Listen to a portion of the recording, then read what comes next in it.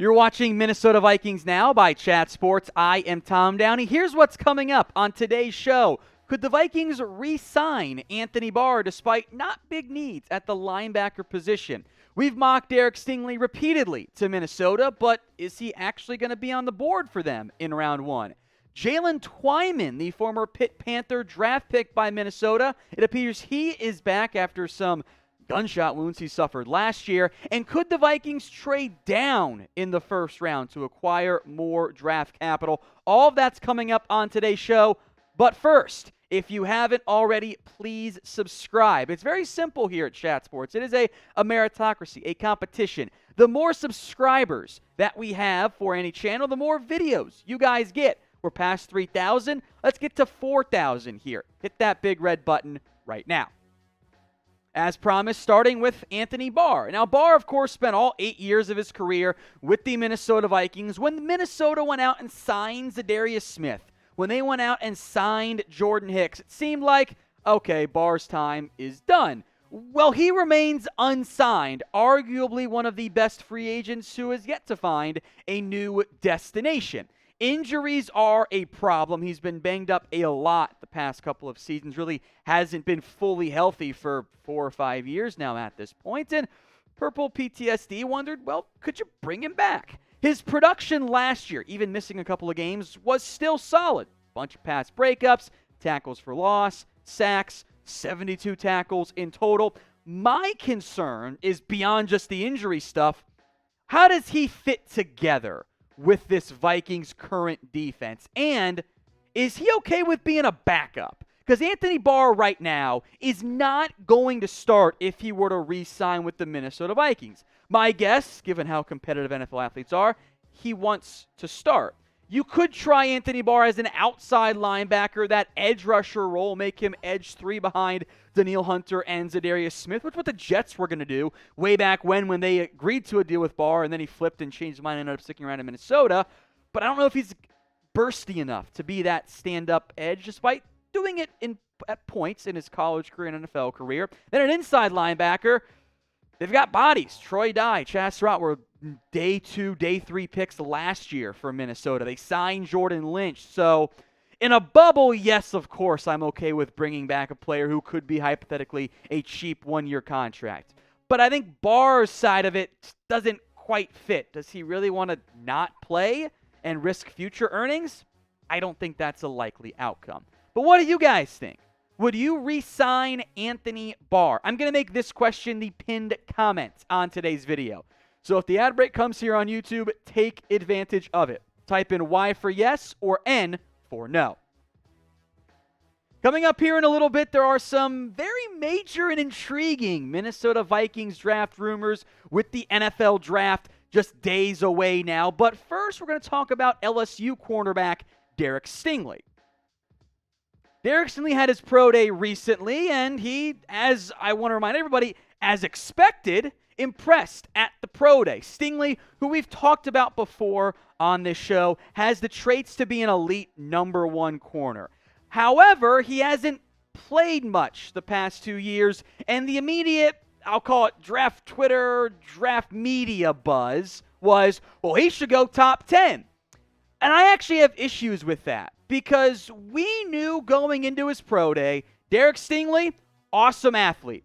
At his pro day, he tested like a great athlete. 4.45 40-yard dash, 38.5 vertical jump. What you see right here are the relative athletic scores from my boy at MathBomb on Twitter. What it does is it takes a player's size, his testing, and factors in what's more important for different positions, and factors in the size versus the speed, because let's be honest, the guy at 190 running a 4.45 is very different than a guy that's, say, 170 running it. So relative to size and position, Derek Stingley is a great athlete.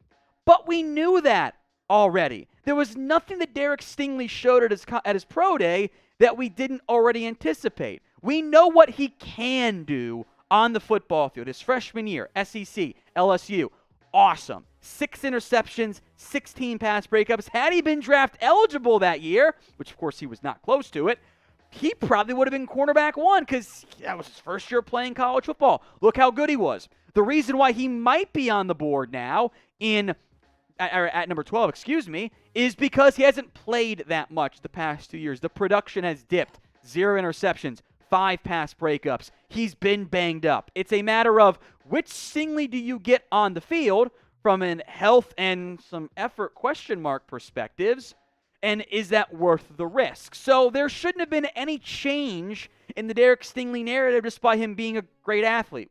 We knew he was a great athlete. I still love his fit in Minnesota.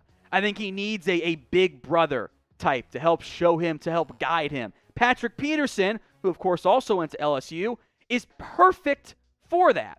So I think there is a good chance Derek Stingley is on the board at number 12, and if he is, Minnesota should pretty much sprint to the podium and get that pick in. But of course, we're a show for the people. So what do you guys think? What is the percent chance Derek Stingley is on the board at number 12 this year for the Minnesota Vikings in the NFL Draft? Some good news now is Jalen Twyman.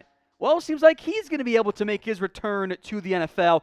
Twyman's agent, Drew Rosenhaus, says that Twyman is fully recovered after he sustained multiple gunshot wounds in Washington, D.C. in 2021 after the car he was in got shot up. That's great news for Twyman and, of course, for the Minnesota Vikings. Twyman was a 6th-round pick out of Pitt in 2021, had a lot of hype after the 2019 campaign where he was very productive for Pitt. But then he opted out of the 2020 season, so it has been a long time since he's been out there really doing anything truly football-related in pads. Twyman is a depth piece right now for Minnesota up front. Your 2 locked-in interior starters, Dalvin Tomlinson, Harrison Phillips. In a 3-4 scheme, maybe James Lynch is one of those guys. Maybe Twyman, who in hindsight should never have drawn these, had some Aaron Donald comps from a production and size standpoint, not that level of athlete. Maybe he can earn a rotational role specifically in pass rushing packages. In the end, he is a total wild card.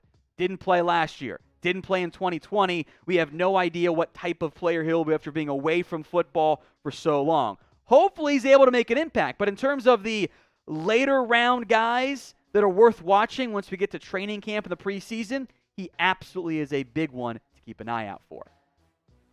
I am once again asking you to subscribe to Minnesota Vikings Now. Help us get there and reach 4,000 subscribers by hitting that big red button right now. It's all free here. So if you haven't already, subscribe right now.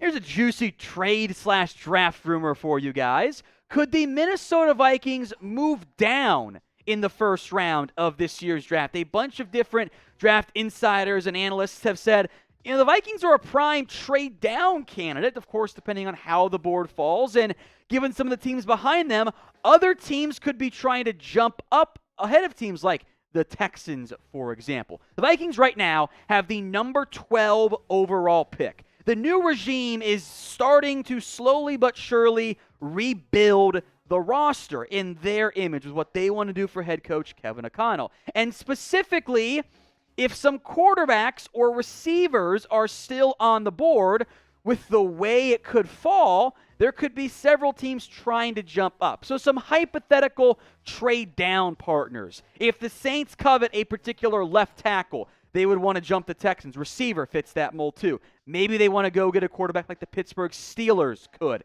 That makes them a good trade candidate here with the Minnesota Vikings. The Chargers at 17. We just mentioned the Saints wanting a tackle, right? The Chargers need one too. The Texans, if they go edge with their first pick at number 3, they could go tackle in at number 13. So the Chargers could try to jump up there. The Packers and Chiefs are both in desperate need of receiver help. They could move way up the board to go get a receiver and move down with Minnesota Vikings, although Green Bay intra-division trades in the end aren't normally all that common.